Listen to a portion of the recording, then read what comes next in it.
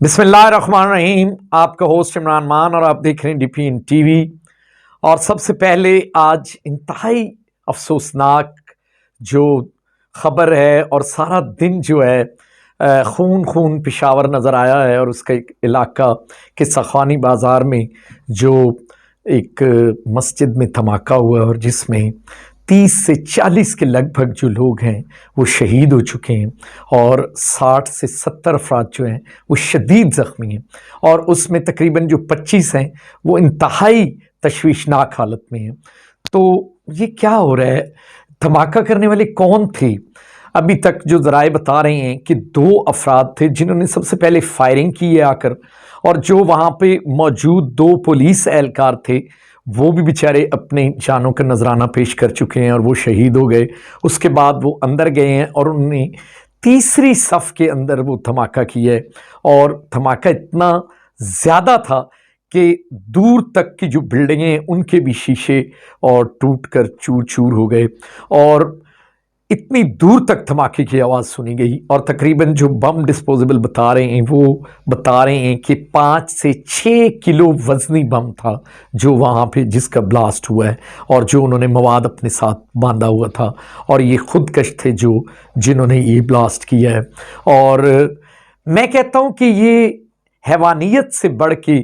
انسانیت سے ان لوگوں کا کوئی واسطہ نہیں ہے.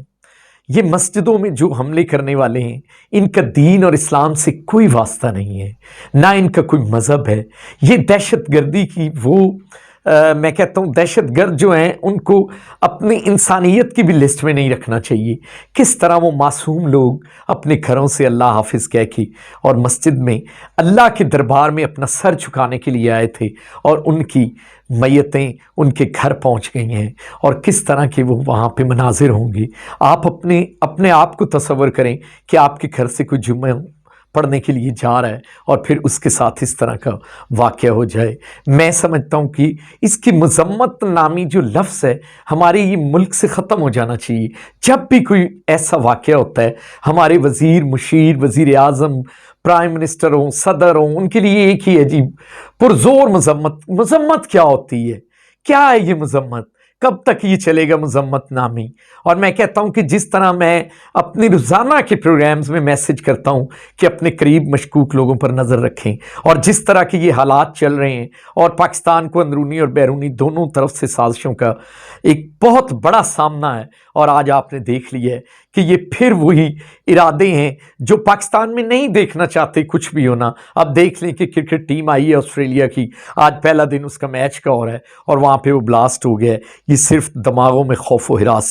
ڈالنے کے لیے. اور میں کہتا ہوں فوج اور پولیس اور ان کی قربانیاں جو ہیں وہ لازوال ہیں، اور ان کو ہم نہیں بھلا سکتے کیونکہ یہ ہر جگہ اور ہر مقام پر اپنی جانوں کا نذرانہ پیش کر رہے ہیں. وہ بھی کسی کے باپ تھے، وہ بھی کسی کے بھائی تھے، وہ بھی کسی کے بچے تھے جو یونیفارموں میں شہید ہو گئے ہیں، اور وہ آپ کے لیے ڈیوٹی دے رہے تھے. اور پھر ہماری بد نصیبی کی اس مسجد کی جس طرح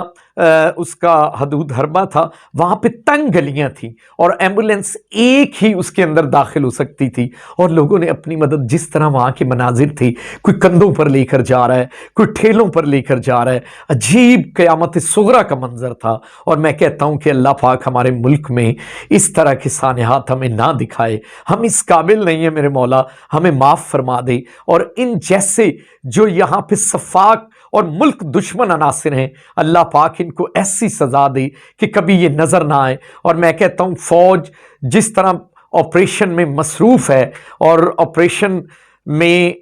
وہ ہر وقت لگی ہوئی ہے، کبھی وہ بلوچستان ہوں، کبھی وہ جو فاٹا کے علاقے ہیں، اور اب جو وزیرستان کے علاقے ہیں، ان میں جس طرح وہ سرچ آپریشن اور مختلف کاموں میں لگے ہوئے ہیں اور اپنی شہادتوں کا نذرانہ بھی پیش کر رہے ہیں. ہم ہمیشہ پاک فوج کے ساتھ ہیں، پولیس، پاک فوج اور جتنی بھی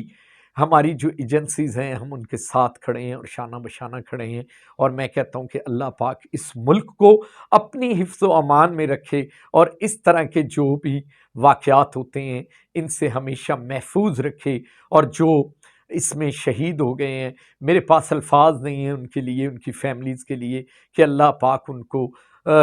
جنت الفردوس میں بلند درجات عطا فرمائے اور ان کے لواحقین کو صبر بھی دے۔ آپ یقین کریں کہ وہ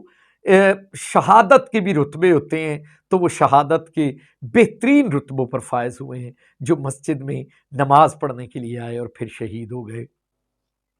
اس کے بعد کیونکہ پہلے ایک جو اہلکار شدید زخمی تھا اور ایک شہید ہوا تھا، اب وہ دونوں شہید ہو گئے ہیں۔ اور دیکھ لیں کہ پولیس کے ایس ایس پی اجاز خان صاحب نے ابھی جو بریفنگ بھی دی ہے اس میں بھی بتایا ہے کہ اہلکار کچھ زخمی بھی ہیں جو مزید وہاں پہ تعینات تھے، وہ بھی سفید پارچہ جات میں ان میں سے بھی کچھ زخمی ہوئے ہیں۔ تو اللہ پاک سب کو صحت و کاملہ و عاجلہ بھی عطا فرمائے۔ اس کے بعد میں اب تھوڑی سی سیاست پہ بات کر لیتا ہوں، کیونکہ 3-4 دنوں سے بڑی ہلچل سی چل رہی ہے اور مجھے لگ رہا ہے کہ اپوزیشن نے کچھ ہوم ورک جو ہے وہ بہتر کر لیا ہے، اور اپوزیشن کی جو نمبر آف گیمز ہے اس میں وہ اب بہتر جا رہے ہیں۔ اور اس وقت جو ہے ہماری حکومتی بینچوں میں بکھلاہٹ ہے، اور حکومتی جو وزیر ہیں وہ کافی بکھلاہٹ کا شکار نظر آ رہے ہیں اور وہ اپنی جو ہیں تیزیاں کر رہے ہیں۔ لیکن اس وقت جو ہے اپوزیشن جو ہے ان کا نمبر آف گیمز بھی ٹھیک ہے اور ان کی پلان بھی ٹھیک ہے۔ اب سب سے پہلے وہ جا رہے ہیں وزیر اعظم کے خلاف عدم اعتماد کی ریکوزیشن جمع کروانے کے لیے۔ پہلے وہ سپیکر کی نہیں جا رہے بلکہ وزیر اعظم کے ہی خلاف آ رہے ہیں، اور میرا خیال اس پہ زرداری، مولانا فضل الرحمان، نواز شریف اور شہباز شریف سب کا جو ہے مشترکہ فیصلہ ہو گیا ہے۔ اور اب مجھے لگ رہا ہے کہ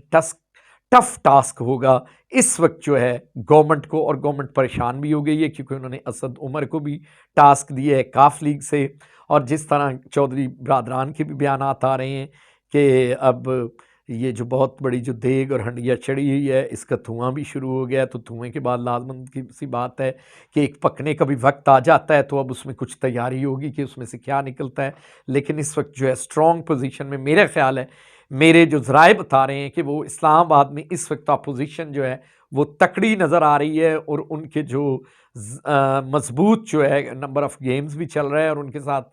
جو اندرونی طور پر کافی سارے بندے جو ہیں وہ اپنے سمجھ لیں کہ حلف نامے جمع کرا چکے ہیں، اور مجھے لگ رہا ہے کہ وزیر اعظم صاحب کے لیے یہ ٹف ٹائم ہوگا۔ لیکن میں ایک چیز بتا دوں، اگر وزیر اعظم اس وقت عدم اعتماد سے ہٹا دیے گئے تو اس کے بعد مجھے لگ رہا ہے کہ عمران خان جو ہیں وہ اپنا جو ہے ہمدردی کا ووٹ شاید دوبارہ حاصل کرنے میں کامیاب ہو جائیں۔ یہ بھی ایک چیز چلے گی، کیونکہ ان کے پاس بھی پھر آ جائے گا کہ مجھے جی 2 سال کام کرنے نہیں دیا گیا اور 3 سال کے بعد ہٹا دیا گیا، تو میرا خیال ہے اس قسم کے کچھ تھوڑا بہت جو ہے ان کو ایج ملے گا اور وہ ہمدردی کا ووٹ بھی حاصل کر لیں گے۔ دیکھتے ہیں اب دیگ میں پک کے باہر کیا آتا ہے، اور اس میں جو 9 لکھا تیار ہو رہا ہے اور مختلف چیزیں اور ڈالی گئی ہیں، اس میں وہ 9 لکھا ہی تیار ہونا ہے، اور وہ 9 لکھا جب تیار ہو کے باہر آئے گا تو دیکھتے ہیں عوام کو اس میں سے کیا ملتا ہے۔ تو آخر میں یوکرائن اور رشیا کی ابھی ہمارے ذرائع بتا رہے ہیں کہ خبر آئی ہے کہ شاید جنگ بندی پہ متفق بھی ہو گئے ہیں، اور انہوں نے کہا ہے کہ کچھ لوگوں کو محفوظ راستہ بھی دیا جائے اور آبادیوں پہ جو بمبارمنٹ اور اس طرح کی گولہ باری ہے وہ بند کر دی جائے۔ تو میرا خیال ہے کہ یہ پورے خطے کے لیے خوش آئند خبر بھی ہے اور بڑی اچھی خبر ہے کہ اس طرح جنگ بندی ہو جائے۔ اور